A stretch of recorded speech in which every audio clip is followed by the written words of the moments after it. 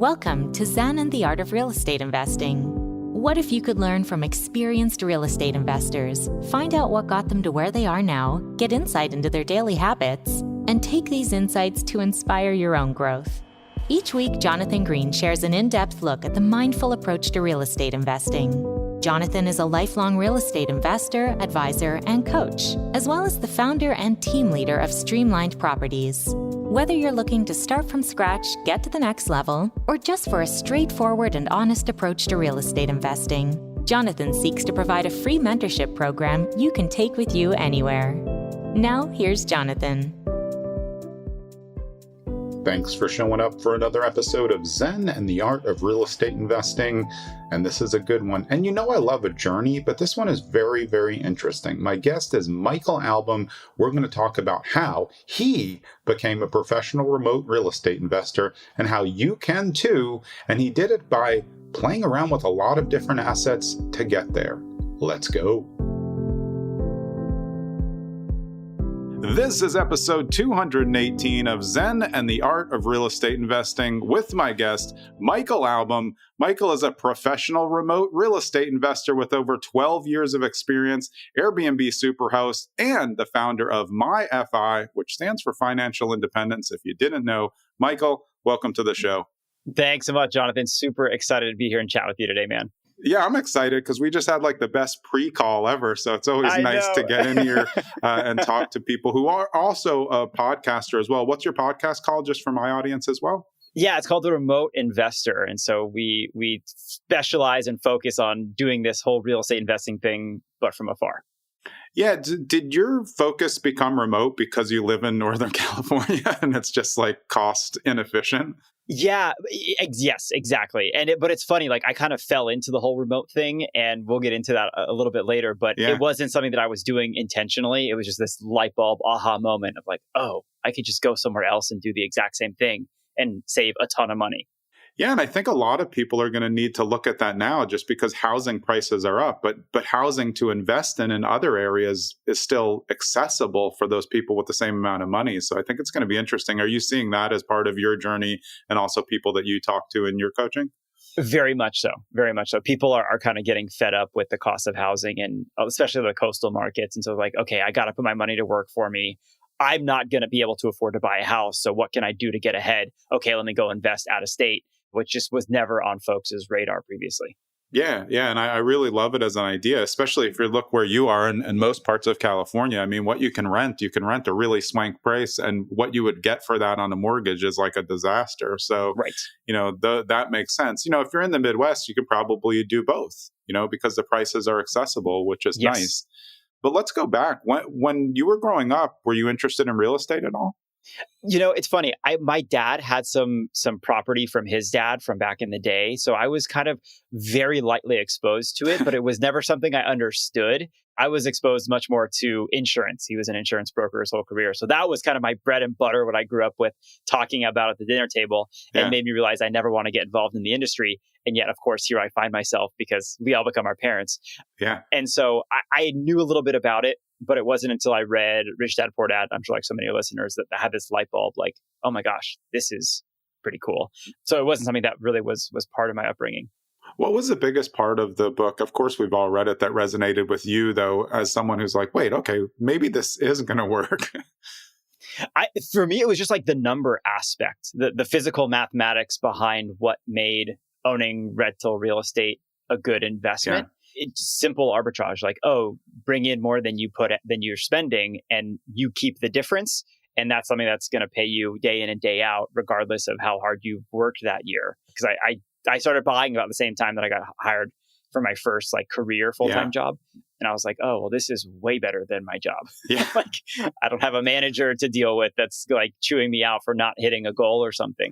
Yeah. Well, why do you think people are scared of remote investing now? I mean, there's the obvious reasons of the distance and hiring management, but I think there's also just fear-based, taking action on something that's farther away. 100%. I think it's because so many of us are like that control. And for those of your listeners that are listening to this, like Like, yeah, I'm holding up my hands. You want to control stuff. And I'm an engineer. I love to control things. And so giving up control was really challenging.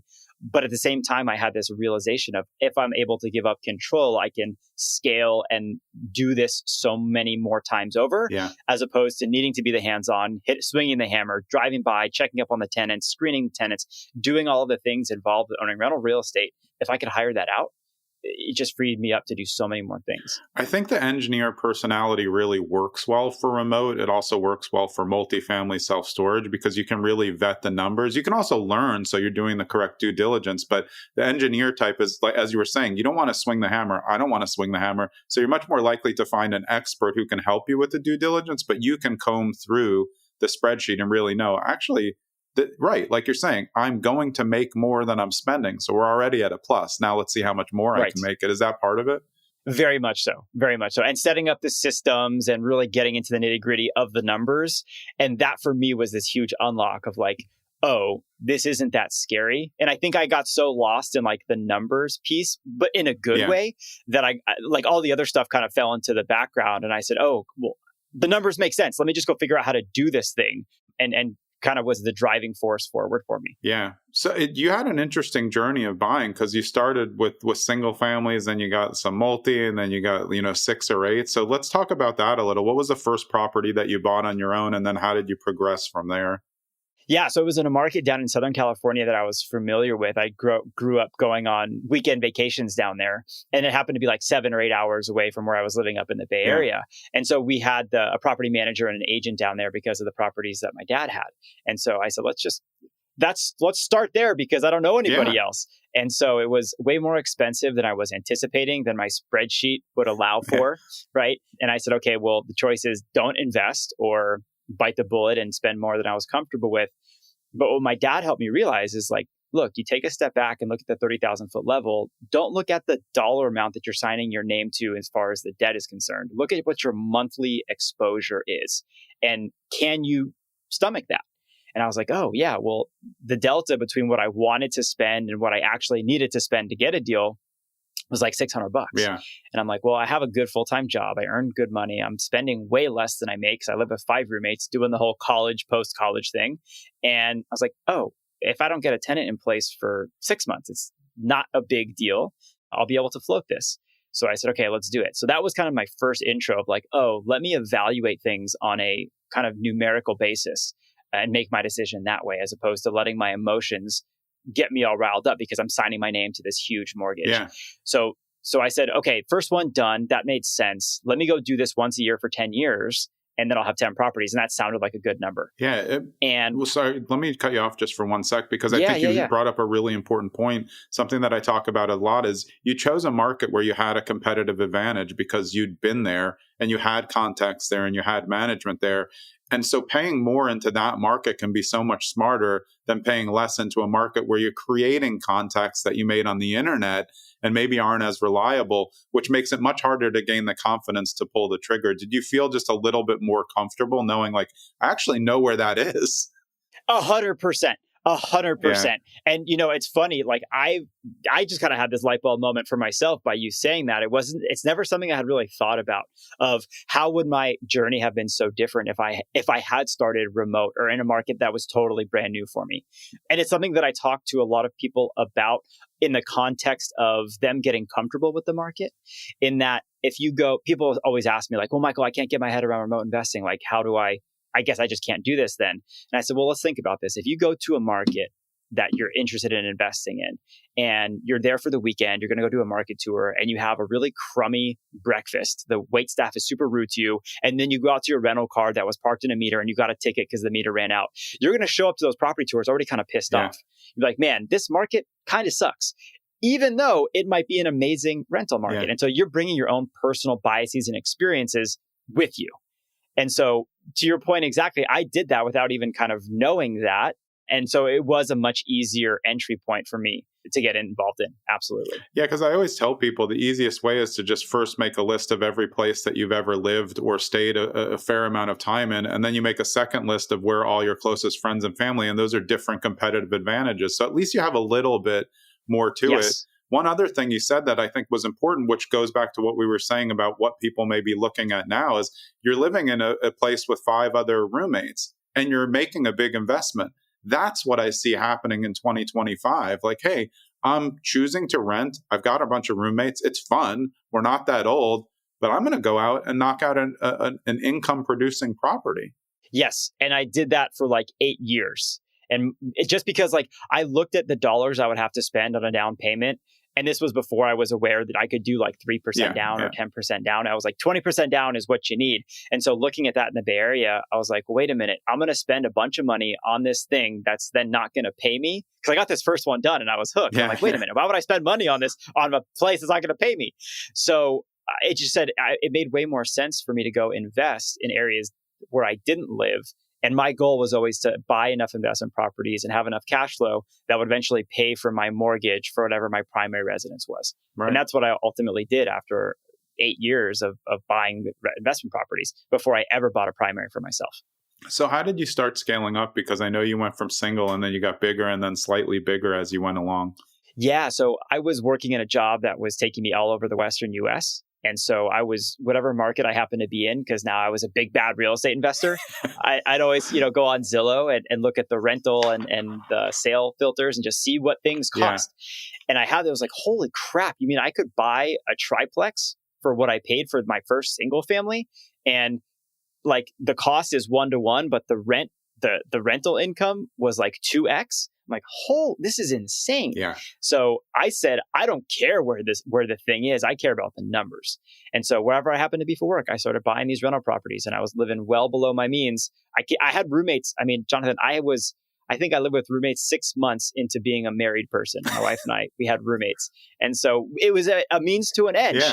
She was game for it. She's like, okay, this thing is going to allow us to do these other things down the future. So yeah, we had roommates. And so I was just turbocharging my savings, spending every dollar I could on saving and then pouring it into real estate. So yeah, was able to scale fairly quickly that way. The funny thing though is it's not as unusual as people think, because co-living and community living is becoming more important. We're living in a society that is now like increasing exponentially with loneliness. So the idea of this kind of community living it's kind of nice, I think, for some people to think of, to at least think like, hey, let me just rent with my friends. We're going to get a way better place because we're just basically renting rooms and sharing it. And again, let me put that money into something that's a little bit further away, but that it really churns income. And you were doing it another smart way, because at least you had visited there, like you were saying before. Hey, I at least have my eyes on this place, so I know a little about it, instead of just going on Google Maps, which could be 2 years outdated from what you're looking at. Right. And I had a big advantage of being there in person. And so I would schedule all my own work when I happened to be there. And so I would like stack all my stuff to do on a single day and then spend the next 2 days interviewing and screening property managers and real estate agents. Yeah, so that's awesome. Thanks, prior employer. But so again, I realized, fast forwarding a little bit, that I could take those same skills that I built interviewing and screening property managers, but do it remotely, do it over the phone, start that process via Google. And that was the big unlock. It's like, oh, I don't actually have to go there in person now that I've gained the skills after having been there in person to do this anywhere in the US. Yeah, I feel like in person is just getting a good landscape for yourself. Like, does this place have the vibe that I want? Like you said, the numbers look good, so it looks like good, but at least you put eyes on it and you can tell, no, this is going in the right direction, because that's one thing you can't tell from afar. Yes. And that goes exactly to further the point of, you need people, whether it's yourself or representatives that you trust, that you've got a relationship with, eyes on the ground to give you that competitive advantage, like you mentioned. Yeah, and there's some realtors who are really good at that, but when you don't know the realtor, they want to sell you a property. So you need that unbiased eye to just be like, I mean, that area is not really a B plus, like he's saying. It's more like a C plus, just so you know. And I think that's fair for new people to know that you have to do a little bit more vetting when you're doing it online to choose on agents, and of course, I mean, I've been a licensed agent for 10 years, but it's just, I think it's important for people to know you don't want to just choose the first one. Getting recommendations from other investors is great. And also knowing that they invest themselves in that area kind of helps they're not just going to try to sell you the first deal that you find. 100%. And one thing that I've always shared with folks is the absolute best folks that I've worked with were dual agents and property managers. Because when you look at the incentive structure on how people get paid, agents, like you mentioned, they get paid when they sell a deal. Yeah. Property manager gets paid when they manage property. And so if they're the same person, they're not going to want to sell themselves a headache to manage. Yeah, right. They don't want the whole overall experience going bad because, and again, any smart business people wants repeat business. That's why realtors should always work with investors because they'll do not buy one home every 7 years, they'll buy 7 homes in 1 year. That's your goal. But yeah, that makes a lot of sense. And you're just hedging your bets in the right way. But got to interview a lot from afar. But you had the good experience of doing it in person, so then you could systematize it for doing it from afar. Exactly. Yeah. So how did you get into multis though? Because that becomes a little bit more, you talked about it a little, but then you went a little bit bigger. I think you got 6 or 8 units, maybe 3 or 4 properties in. Yes. So I had this realization, this aha moment of going out of state where I could buy a triplex for the same price as a single family. I had this exact same aha moment going out to the Midwest, but for an 8 unit. And I was like, wait a minute, this is insane. So I was like, okay. So again, I kind of fell into it. I was not intentional about it. There was no scientific or really much thought behind it other than, reasonably priced. That was it. And so I fell into commercial multifamily investing and similarly value-add investing on that same property. I was like, wait a minute, if I just do this, that, and the other thing, spend X amount of dollars, the unit will be nicer. Now it's going to rent for X amount. Well, okay, what is the return on investment on those initial dollars spent? How does that compare against what I could use those dollars for in an alternative vehicle? It became a no-brainer. It was like 20% ROI on this stuff. So I'm like, okay, this is exciting. So I started gobbling up all of the multifamily properties that I could find in that kind of 6 to 12 unit count. Yeah. And at the time, Jonathan, what I found was that there was nobody else really interested. And so I'm sitting here scratching my head, kind of looking around. I'm like, okay, what does everybody else know that I don't? Like, what am I missing? When's the other shoe going to drop?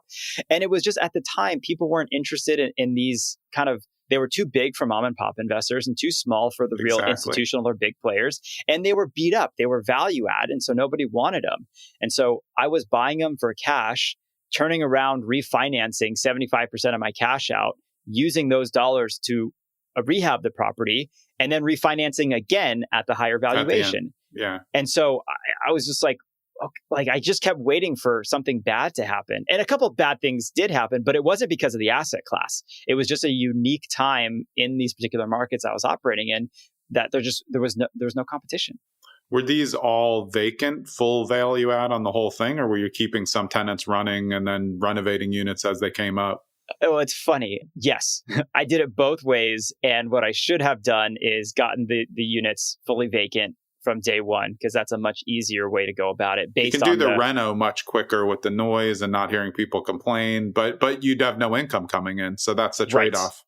Yes. And I was so scared of the lack of income that I said, okay, let's keep as many people in as we can, do the renos as they come online. But it ended up being doing brain surgery as opposed to a transplant, if you will. And so it absolutely is a trade-off. Yeah, I think people forget that you can accomplish the BRRRR model with a multifamily, but you do have to leave it vacant. But you would do that for, when you're renovating a single to BRRRR. It's the refinance where you get the payback because you did a good job with the renovation.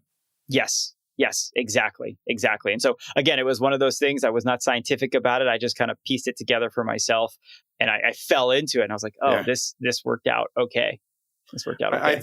I think that unit count is very accessible for people. It's not an over, burden on management. It's accessible, but it's also attractive to local property managers because it's under one roof and it's a decent amount of units.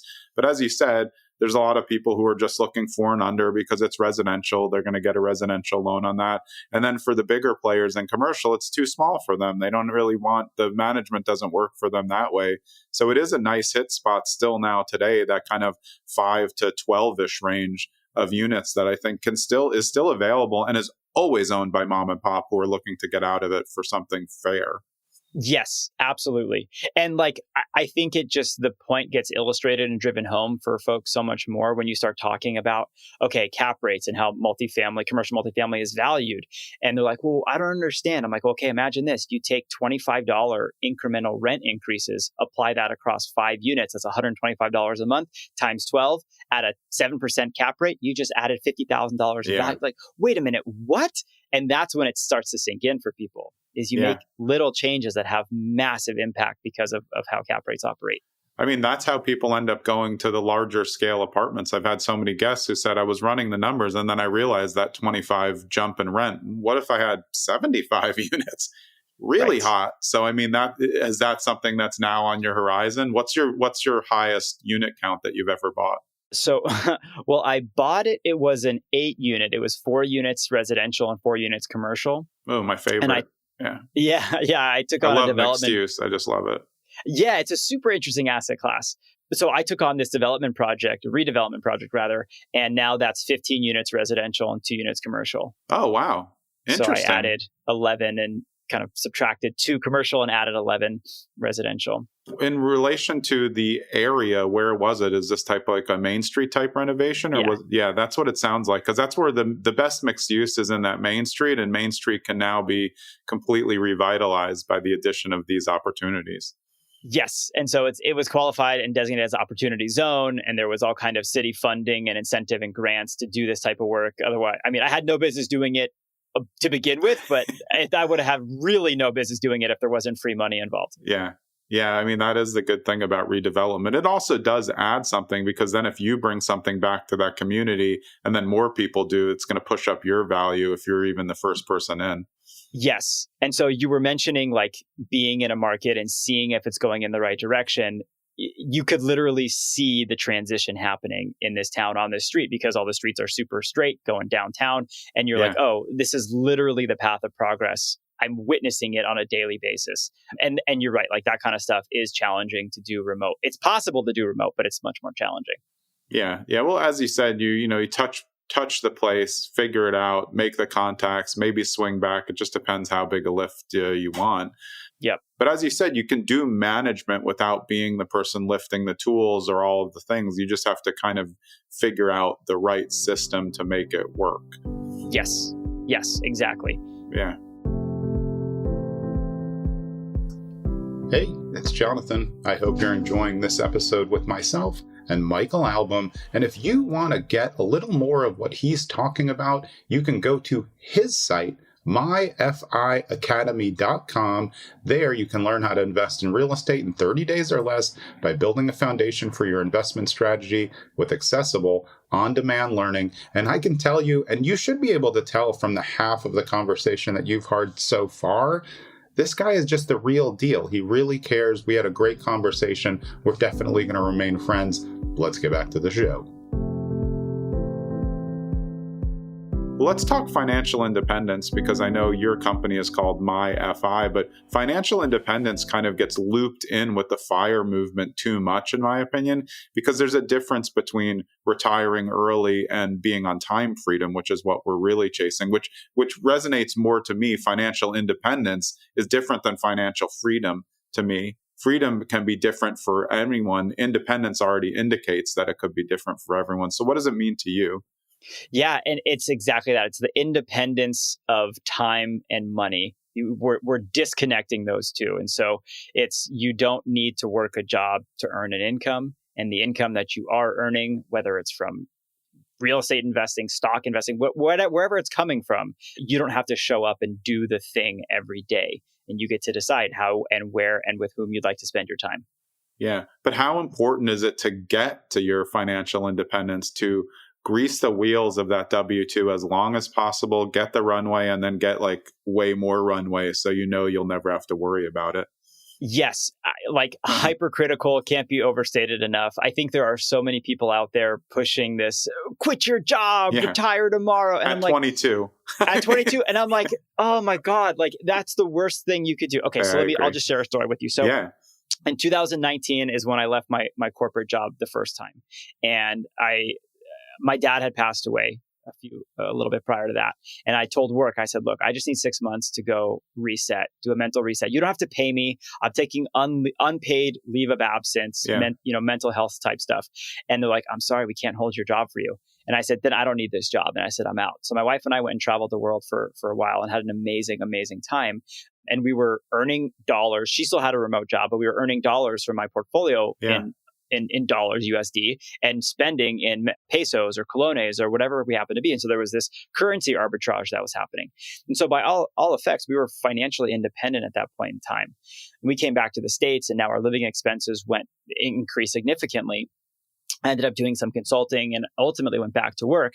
But during that period of when I wasn't working, I went to go refinance our mortgage that we had on our primary residence. And the bank said, I'm sorry, we can't lend to you, because I didn't have 2 years of self-employment income. I was like, you've got to be kidding me. I said, this is like, you look at my paper net worth balance sheet. It's like, of course I'm good for it. If I can't make the mortgage payment, there's plenty there, guys. Like, don't worry about it. But they said, no.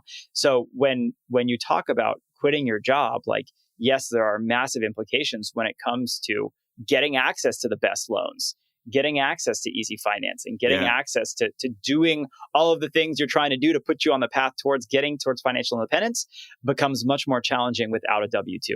Now, I'm not saying you can't do it. People have been doing it for a long time, and they will continue to do so.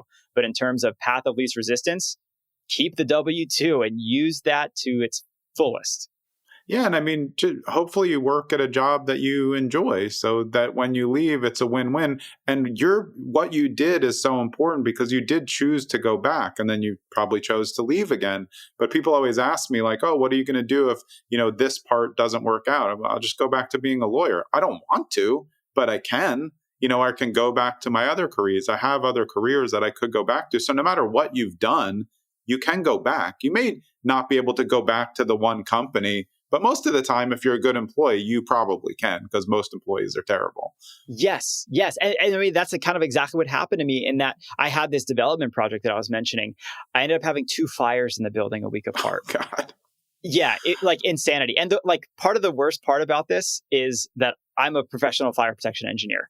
I was working in the property insurance industry. Like, I can never show my face in this community again. Yeah, that one's done. You just cancel that one out. Put a fork in it. It's done. Yeah. But so I had this insane insurance investigation. COVID was happening, crazy project going on. So I had all of these expenses. This thing was just like bleeding like you wouldn't believe. And so I fell out of financial independence because of that. And so I did go back to work because of that. And I was like, oh, I got to support my family. I've got bills to pay. And so, like you mentioned, when people are like, well, what if this? What if that? Okay, well, I can attest. It's not a what if. It's, hey, this happened. Therefore, I did go back. And like you said, that will always be available to you as long as you don't, burn those bridges too bad. Maybe you burn them with your company, but as long as you don't become a pariah in the industry, you'll be okay. Yeah, and I think the people who are, these very young people who are, scratching away to get this FI early, they're single. Like, of course you have nothing to worry about. You probably can still get money from your parents too, but that doesn't mean that's going to continue forever. You're going to meet someone, you may decide to have a family. So then expenses just go exponential. So you have to plan for more than just your singledom living in a basement unit. It just doesn't, you're going to grow, I think, at some point. Yes. And that's what I talk to a lot of folks about, is that it's not so lifestyle creep, but lifestyle expansion. Whether you now have a family or a partner, or you want to live somewhere else than where you're currently living, like, things change. And so we need to be planning for that and thinking for that. And that always kills me when I chat with folks. I'm like, hey, have you thought about investing in real estate? I'm like, no, why would I do that? I love my job. I'm like, yeah, well, you love your job today. You love your manager today. Yeah. That could change on a moment's notice. And I've seen it happen. So someone told me once, like, dig your well before you're thirsty, kind of a thing. And so you've got it there for whenever you decide that, yes, I want to do this thing now, as opposed to the thing that I'm doing. You have the choice, as opposed to, now let me try to make the change on a dime, pivot. It's like, I should have started a while ago.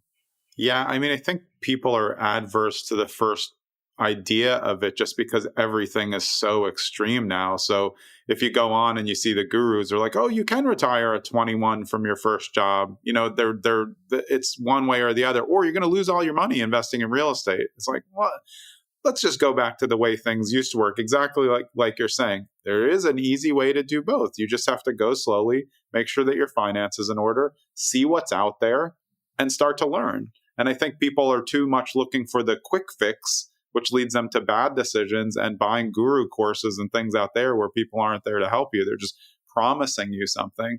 Everybody says to me, they're like, well, this person's promising that. I'm like, well, don't do that. Because you can't promise anything. Real estate, there's no promises other than if you hold real estate, you're going to make money eventually, barring something catastrophic, but that's still not a guarantee. So you shouldn't be Right. getting guarantees in this business. Absolutely. Absolutely. And what I also tell people is like, go just like you engineer deals. And that's what I teach people how to do. Is like, how do you engineer this deal to work for you, Jonathan, or for you, Sally, or you, right? Because everybody's different. Everyone's coming to this from a different background with different goals in mind. And so you have to engineer it to you. Do the same thing for your W-2. Go engineer your job to be aligned with what it is that you're trying to do. If you're trying to reach financial independence, go find a job that allows you to have more free time or a more flexible schedule, whatever it is. And that's, again, kind of what I did inadvertently. I fell into it and it ended up working out well. And I was like, oh, this is great. But that's part of the reason I stayed for so long, is because it was helpful. It did allow me to continue to scale faster and grow quicker. Yeah, I feel like maybe people are reading the Cliff's Notes version of 4-Hour Workweek and not the actual process that Tim Ferriss did, where he said, hey, I'd like to stop working on Fridays. If I do as good a job, was that going to work? And they're like, oh, we'll try that. And then he was doing better. Right. It's like they just read, 4-Hour Workweek. He just quit and he's, working 4 hours. Right. Quick fix. Right. It's not easy, but that's a great point. There's just a way to choose to curate your job over time. If you're looking at, 4 years down the road, you start to try to figure out, hey, has anybody done this? Has anybody done, more work from home or more remote? I don't need to be in this office. Yes. Do they even know anything about this commercial real estate? Do they own it or do they lease it? That's where I would be going, because it's, generally unnecessary in a lot of places now. Totally. And like, I got job offers to go make 30%, 40% more doing other jobs. But I took a step back and everybody around me was like, yeah, dude, but are you going to have as much free time? And I'm like, no, I might make 30% more, but I have to work 60% as hard, right? Or, 160% as much. And I'm like, it doesn't seem worth it. That's not aligning or getting me where I want to go faster. Yeah. And I think even if you don't love your job, you can still have pride in doing a good job. And then you just clock out at the end of the day. Totally. I'm good. I did my 9 to 5 and now I have time to spend with my family and friends. And I have a couple hours at night to knock out some real estate stuff. Totally.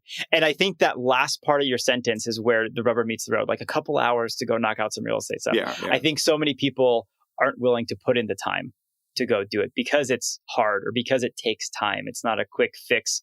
One-stop shop, silver bullet. It's like, no, you gotta kind of grind it out a little bit if you're going to do this.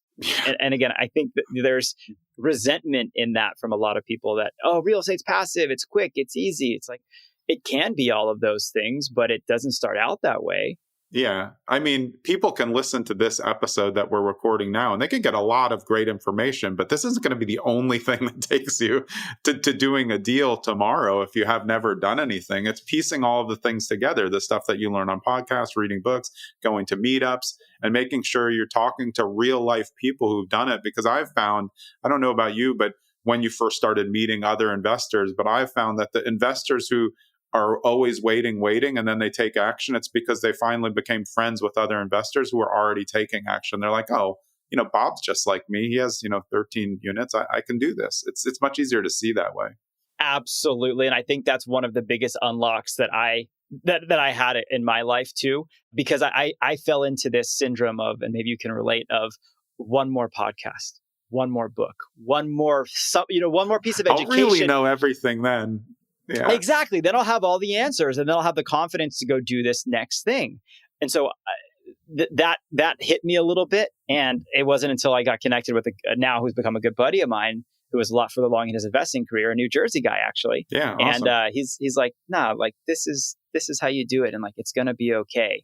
And he kind of helped me reset, similar to what my dad said, is like, well, what's the monthly nut? What do you have to cover? He helped me reshape my thinking a little bit. I was like, oh, okay. I don't have to know everything. And because I came from the insurance world, my dad, was constantly asking me all these questions about deals I was doing, trying to get answers to every question. And I'm like, I don't know. Like, isn't that okay? And he's like, no. Yeah. And so, I had that kind of mentality on my left shoulder, and on my right shoulder, I had everyone else being like, no, it's okay to not to know. Right. So I think you'll figure it out. Yeah, exactly. Now, of course, don't mishear us and think, I can just go do a deal because I don't have the answers to every question. No, like there's a minimum requirement for information and knowledge to understand, especially in your due diligence before you pull the trigger on anything. But figuring out what that is for you as an individual is also super important. If you're showing up the day of the closing and you're trying to find a way to get out of it, you weren't ready. You're probably in trouble because you're going to have to close, but you should know that feeling going up. When you're looking at when you're making your first offer, you should want to win. But I can't tell you, in my experience over the last 10 years of working with clients, how many people win and then they're like, oh, I didn't think we were going to win. Now like, well, why were we doing it? Like, we were trying to win. Like, we beat 6 other people. Let's go. And now they're like, oh, I don't really know if this is the one. It's like, we're going to reset your journey now. Your momentum ball is all the way at the top of the mountain. You're just going to drop it and let it go all the way down. Is that something that you see a lot? Because we've been talking about a lot of similar things. There, another podcast. Let me just listen to another episode of Bigger Pockets before I do this deal. That'll lock it up for me. Nope, that didn't work. It's interesting. So something that I tell folks, and I'm curious to get your thoughts, is as you're getting started in your journey, especially if you're just starting out, go make offers on properties because it's free and because you can back out. And I like people to experience what that's like.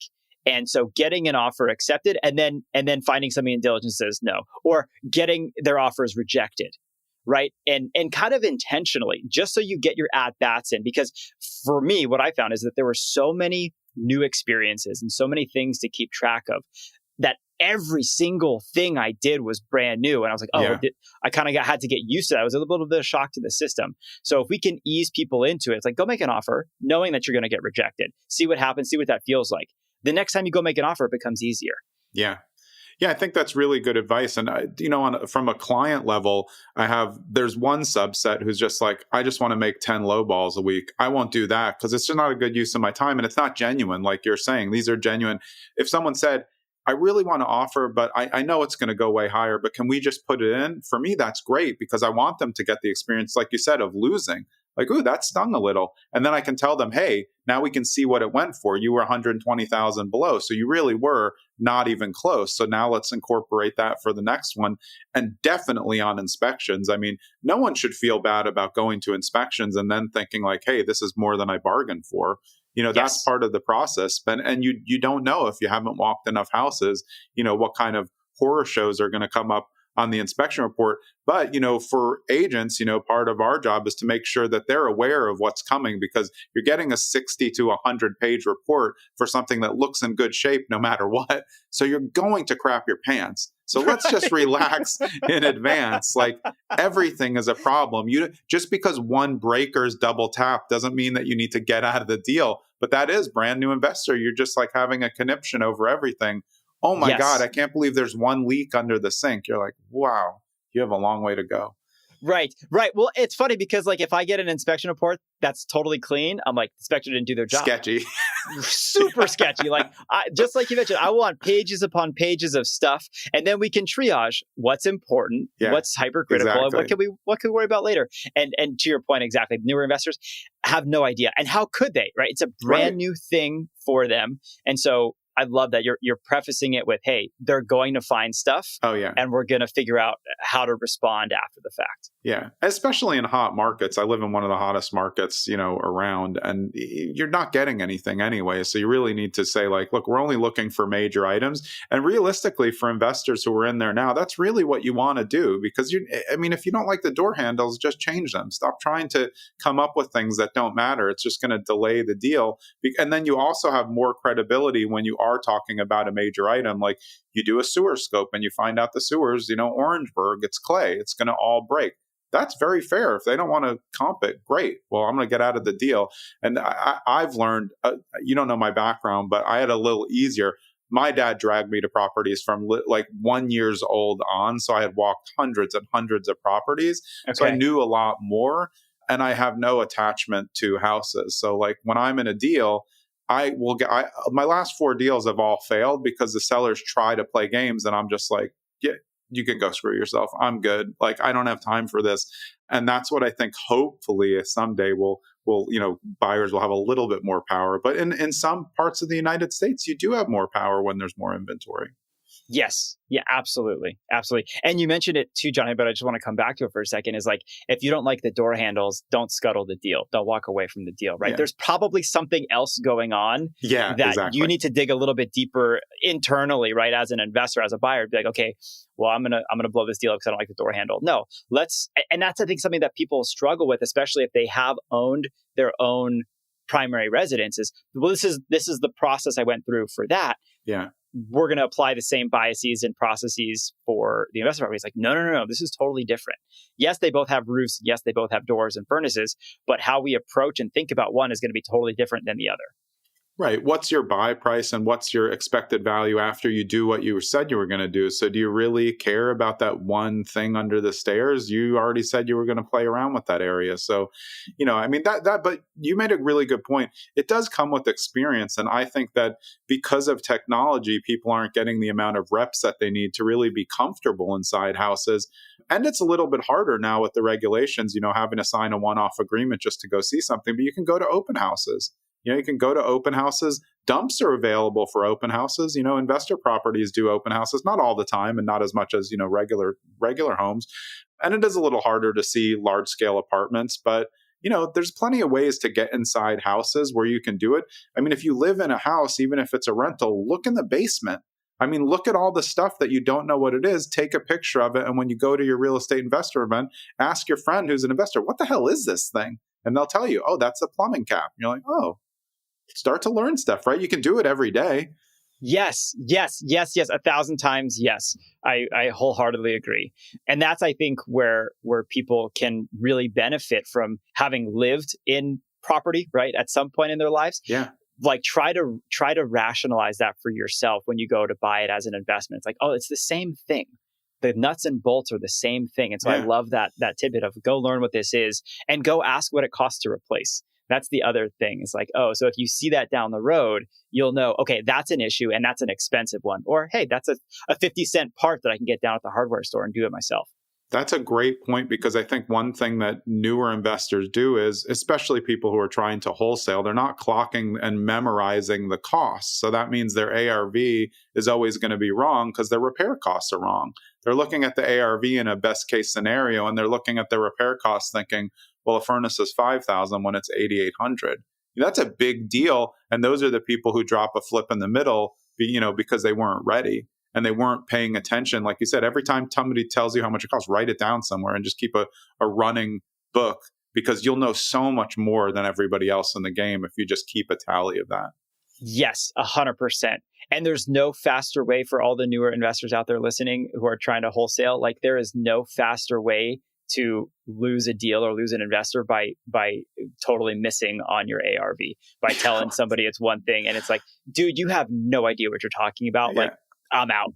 And for those reasons, I'm out, right? Yeah, exactly. Whenever I go see a wholesale deal, I always just want to punch myself in the face. Like, why did I actually go to see this when they said the repair was 50? And I literally walk in, smell it, and I'm like, it's 95. Like, okay, right. We're just not in the same ballpark. And real estate it's a messy industry, but I think if everyone acted with more transparency, it would be a lot easier. So we can't really trust these new people who don't know who to trust because there's a lot of garbage out there. That's the unfortunate reality. And I think that's why the industry as a whole gets such a bad rap is because there are shady actors, kind of like in any industry, the few bad apples ruin it for everybody else. Yeah, I don't know why they think it's so specific to real estate. I mean, I get spammed by every industry all day on my text messages. I don't complain about all the insurance people trying to sell me health insurance. It's just part of the business. I just press stop. I mean, this is part of it. So where are you going from here in terms of your own portfolio? You've obviously, curated your own financial independence now. What's the plans for you in terms of your own personal investments? Yeah, so I've done a lot with short-term rentals and furnished midterm rentals over the last couple of years. That's been a ton of fun. Yeah, got my lunch eaten a couple times, so I'm learning kind of back to square one. Right, I'm relearning from the process from the ground up. But so right now, I'm really focused on growing. I'm growing my coaching and education business, myFI Academy, just because there is so much garbage out there. Yeah. And I just want people to understand and see and benefit from from my mistakes first and foremost, and then also be able to participate in real estate because I am such a believer and proponent of the amazing benefits that it has, not just for you, but for future generations, as cheesy as that sounds. Yeah, and I've found specific to what you're working on now with STR and MTR that it's one of the greatest hacks now to use if you're buying a 2, 3, 4 unit to just spread it out a little, do a couple long-term rents, do a short-term, do a midterm. You can play around a lot now, the more units that you have, and really give yourself some income options where it might look like a more stagnant investment from the terms that you're looking on the long-term rent. But if you throw in a midterm renter, which I think you can literally do anywhere, I don't think there's any issue because of who it's like, not just travel nurses anymore. There's so many people who need midterm rentals. I think I love it as a strategy. Are you finding that it's giving you a little bit more leeway to play with properties to have those two options? Massively. Yeah. Massively. And the thing I love about it is that it's not regulated. I mean, you go north of 30 days, which is what we're talking about here, like it's untouchable. And knock on wood, I say that now. Certainly, they're going to introduce regulation about it. But I'm sure, yeah. As of now, it's treated the same as a long-term rental, and so I also love it because like it's a great fallback option for short-term rentals if you're participating in a market. There are some caveats there. If it's purely just a vacation market, it's a little bit tougher. But it's a great plan B, both as a fallback for your short term, and then also as an increased revenue driver for your long term. To your point, exactly, like you just have the flexibility to play around with these unit counts and really drive revenues way higher. Way higher. Yeah. I mean, if I'm looking at it and I'm, a house hacker who's going to house hack a 3-family, I'd be like, well, how much? First, I'm going to live in the smallest unit. Second, I'm going to try to either MTR or STR, one of these. And I want to get a nice long-term rental because I want to have that there too. I don't want to be struggling in all of the things, but that's what gives you the opportunity to diversify an investment inside of itself. But I mean, real estate's so cool. I don't know what those people who are like, oh, I'm too scared. It's so much fun. There's so many options to actually enjoy it too. Enjoy it by living in it. There's just so much to learn there. I really think it's, there is a way to get to financial independence. And that's obviously what you're trying to teach people without, selling them on the fakest journey that there is, which is definitely out there from other people. Posting my Lamborghini in the Bahamas, with my martini. Yeah, exactly. And then it goes away and it's a cardboard thing that falls over. It's like, oh, don't get that on the video, But look, the truth is the reason that the fake gurus can be successful is because of what we talked about before. There's people who are hungering for that quick. And it's just not quick. It's just, that's not a safe way to do it. If you want, there's always risk in real estate. You just want to mitigate the risk as much as possible by your education. And again, that takes time, like all the other things that we were talking about. It's not an overnight thing. Yes, no, exactly. And I always liken it to like sports. If you're going to go learn a new sport, you're going to give yourself time, probably hire a coach, watch other people do it, go play it a little bit, not expect to be very good at it. So why should real estate investing be any different? Yeah, I agree. So is the best place for people to find you at myfiacademy.com? Yep, that's a great place to find me. I'm also on Instagram and Twitter, which I never thought I'd say. I'm at myFI Mike on Instagram and at Michael Albaum on Twitter. Yeah, awesome. Well, it's been great talking to you. I really get it. You seem like a really authentic person. I think podcasts are really good for the listeners because I think when you listen to an hour of someone talking, you can tell whether they're bullshitting you or not. And I clearly know that you seem super genuine, and I'm sure everybody else can get that. But I think that's why the medium's good. Have you found yourself, though, that you can find that out from other people? If you can talk for an hour on real estate and you can look at someone, you're like, I mean, that seems good. I definitely have now I've built a level of trust, haven't even met them yet. I totally think so. And I think a big part of it is like, what is the agenda, quote unquote, or is there an agenda? And I'm sure you've had guests come on and be like, oh, this is my program and and this and that. And it's like, well, wait a minute, like we're here to talk about real estate and the pitfalls and the things that people should be aware of. Now you're just selling your thing. Yeah. This is going to be the shortest interview ever. So no, I totally agree. And I think it's great. And I really appreciate that, John. That's very kind of you to say. So thank you. Yeah, man. Well, I appreciate spending the time and I look forward to swinging on to your podcast, which we're going to work out after that. But yeah, I appreciate it. So everyone can go to myFI Academy and you can find Michael on Instagram at myFI Mike. Thanks, man. I really appreciate it. Likewise, Jonathan. We'll catch you soon. Yep. That was Michael Albaum of myFI Academy. I'm Jonathan Green. We'll see you next episode. Thanks for sticking around to the end, and you are going to be glad that you did as I give you this preview of who's coming up on the next episode of Zen and the Art of Real Estate Investing. It's my guy, John Bianchi. Now, John is the Airbnb data guy. You've probably seen him on Instagram, YouTube. He's the founder of STR Search. So yes, we are going into short-term rentals, but John is an unbelievable data resource, and we go into all parts of short-term rentals, and it was so good, we're going to bring him back again. So stay tuned next episode for John Bianchi.